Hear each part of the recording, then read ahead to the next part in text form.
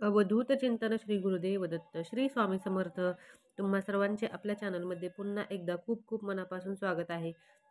आजचा दिवस तुमचा शुभ जावो. महाराजांच्या कृपेने तुमच्या सगळ्या चांगल्या इच्छा स्वामी महाराज नक्की पूर्ण करोत, हीच मी महाराजांच्या चरणी प्रार्थना करते आणि आजच्या व्हिडिओला सुरुवात करते. बघा, उद्या आहे दत्त जयंती आणि आपण या दिवसाची खूप आतुरतेने वाट बघत आहे आणि तो दिवस उद्या आहे. दत्त जयंती कशी साजरी करावी, त्याचबरोबर दत्त जयंतीला काय सेवा कराव्यात याच्याबद्दल मी तुम्हाला आज माहिती देणार आहे. तर दत्त जयंती 26 तारखेला म्हणजेच बघा उद्या आहे आणि दत्त जयंती आपल्याला उद्या साजरी करायची आहे. तर दत्त जयंतीच्या दिवशी सकाळी लवकर उठायचे आहे. तुमच्याकडे जर दत्त महाराजांची मूर्ती असेल तर त्या मूर्तीवर तुम्हाला अभिषेक करायचा आहे. दत्त महाराजांची मूर्ती जर नसेल तर स्वामींची जरी मूर्ती असेल तर स्वामींच्या मूर्तीवर सुद्धा तुम्ही अभिषेक करू शकता. स्वामींची आपल्याला उद्या पूजा करायची आहे. यथाशक्तीप्रमाणे तुम्हाला अभिषेक करायचा आहे. तुमच्याकडे जर काहीच नसेल तर अगदी पाण्याने सुद्धा तुम्ही अभिषेक करू शकता. अभिषेक कसा करायचा, तर सुरुवातीला एक वेळा गणपती अथर्व शीर्षमचं पठण करायचं आहे. त्याच्याबरोबर 16 वेळा स्त्री सूक्तमचं पठण करायचं आहे. परश्रुती घ्यायची गरज नाही आहे. शक्य नसेल तर एक वेळा करा. 16 वेळा जर शक्य नसेल तर एक वेळा जरी गणपती अथर्व शीर्षमचं स्त्री सूक्तमचं पठण करा. परश्रुती घ्यायची गरज नाही आहे. त्याच्यानंतर एक वेळा पुरुष सूक्तम म्हणायचे आहे. ते झाल्यानंतर एक वेळा पवमान सूक्तम जे नित्य सेवेमध्ये आहे ते म्हणायचे आहे. तर अशा पद्धतीने तुम्हाला अभिषेक करताना सेवा करायच्या आहेत. ज्या महिला नवीन आहेत तर त्यांना एवढं सगळं करणं शक्य होणार नाही. फक्त तुम्ही तर श्री स्वामी समर्थ महाराजांचं 108 वेळा नामस्मरण करून जरी जप केला तरीही आणि पाण्याने अभिषेक केला तरी काही हरकत नाही. आणि सगळ्या सेवेसोबत जर तुम्हाला सागर संगीत अभिषेक करायचा असेल तर तरी सुद्धा अतिउत्तम. ह्या सगळ्या सेवा केल्यानंतर तीर्थ अमृत सगळ्यांनी घरातल्या लोकांनी घ्यायचं आहे. आता ज्यांच्याकडे मूर्ती नाही त्यांनी फोटो घ्यायचा आहे. तो महाराजांचा फोटो स्वच्छ करून घ्यायचा आहे. फोटोवर ही नात्तर लावायची आहे. फोटोला अष्टगंध लावा, फोटोला हार घाला आणि फोटोसमोर बसून या सगळ्या सेवा अभिषेकाचा सेवा तुम्हाला करायच्या आहेत. मी ज्या सगळ्या सेवा सांगितल्या तर त्या तुम्हाला फोटोसमोर बसून करायच्या आहेत. त्याच्यानंतर बघा, दत्त जयंतीला किंवा स्वामी जयंतीला या सगळ्या सेवा केल्या तर खूप फलदायी ठरतं. तुमच्याकडे जर कुठला ग्रंथ नाही तर तुम्ही यूट्यूबला सुद्धा लावून देऊ शकता आणि त्याने सुद्धा तुम्ही अभिषेक करू शकता. मूर्ती तुम्ही तामनातून बाजूला घ्या. मूर्ती स्वच्छ करून घ्यायची आहे. वस्त्राने करायचे आहे. त्याच्याबरोबर तुम्ही स्वामी महाराजांनाही नात्तर लावून घ्यायचे आहे, जे महाराजांना अतिशय प्रिय आहे. दत्त महाराजांना पण लावा. वस्त्र घाला, फेटा घाला.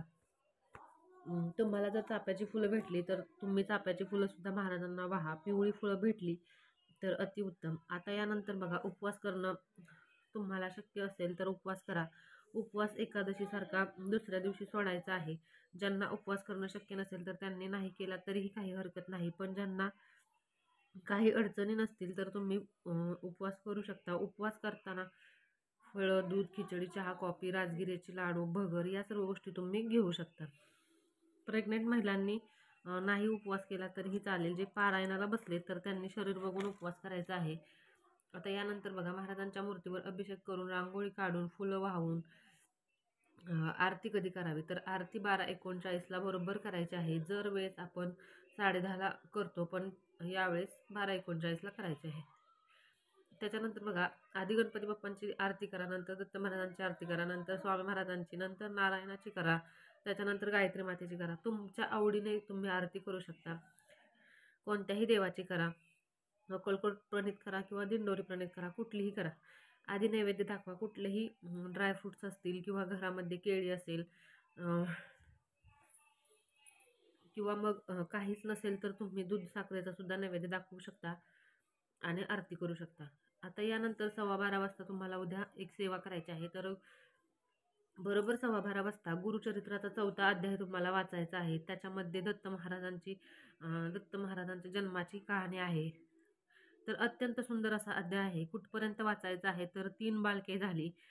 आपल्याला माहीत आहे अनुसया मातेची परीक्षा घेण्यासाठी ब्रह्म, विष्णू, महेश येतात आणि ते सांगतात, तुम्ही आम्हाला भिक्षा द्या. अनुसया माता म्हणतात, तुम्ही आंघोळीला जा, मग मी तुम्हाला भिक्षा देते. त्याच्यावर त्यांचं असं असतं, तुम्ही वस्त्र होऊन मला वाढ. त्याच्यावर ते बोलतात, मी वस्त्र होऊन वाढते. त्याच्यावर अनुसया मातेच्या मनात आलं की हे कोणीतरी थोर व्यक्ती आहेत, जे माझी परीक्षा घेत आहेत ते आज जातात आणि त्या जेव्हा वस्त्र होऊन वाढायला येतात तेव्हा ते व्यक्ती बालके होतात. असा तो अध्याय आहे. तर ते लहान बालके होतात असा तो अध्याय 3 बाळे झाली एवढाच अध्याय तुम्हाला वाचायचा आहे. पूर्ण अध्याय वाचायची गरज नाहीये. हे 12:15 वाजता तुम्हाला बरोबर वाचायचे आहे. घरात वाचा किंवा मग केंद्रात वाचा, कुठेही वाचा, काही हरकत नाही. याच्यानंतर गोड साखरेचा नैवेद्य दाखवा आणि 12:39ला आरती करा. तर अशा प्रकारे दत्त जयंती तुम्हाला उद्या साजरी करायची आहे. उद्या दत्त जयंतीच्या निमित्ताने आणखी काय सेवा करायच्या तर गुरुचरित्राचा 4था अध्याय वाचायचा. त्याच्याबरोबर तुम्हाला स्वामीचरित्र सारामृताचा एक पाठ करायचा आहे. ज्यांना शक्य नाही त्यांनी दिवसभरात थोडं थोडं केलं तरी चालेल, पण आवर्जून करा. खूप प्रभावी अशी ही सेवा आहे. 11 माळी श्री स्वामी समर्थ महाराजांचा जप करा. दत्त महाराजांचा बीज मंत्र तुम्ही जप करा. आता याच्यानंतर कोणत्या गोष्टी तुम्हाला उद्या दान करायच्या आहेत तर उद्या तुम्हाला पिवळ्या वस्तू शक्य होतील तेवढ्या दान करा. खाण्याचं करा किंवा मग काही वस्त्र करा, काही करा. केळी दान करा, मिठाई दान करा, वस्त्र दान करा, खायचं काही पण करा की ज्यामुळे त्यांचा आत्मा तृप्त होईल आणि दत्त महाराजांचा आशीर्वाद तुम्हाला लाभेल. दुसऱ्या कलरचं जरी काही दान केलं तरी ठीक आहे, तुम्ही दान करू शकता. तर अशा प्रकारे सेवा करायची आहे. दत्त जयंती अशी साजरी करा आणि दत्त महाराजांची अखंड आशीर्वाद प्राप्ती करून घ्या. अतिशय छोट्याशा माहितीसोबत झालेच महाराजांच्या चरणी रुजू करा. व्हिडिओ आवडला असेल तर लाईक करा. चॅनलवरती नवीन असाल तर पटकन चॅनलला सबस्क्राईब करा. पुन्हा भेटूया अशाच एका नवीन माहितीसोबत. तोपर्यंत श्री स्वामी समर्थ.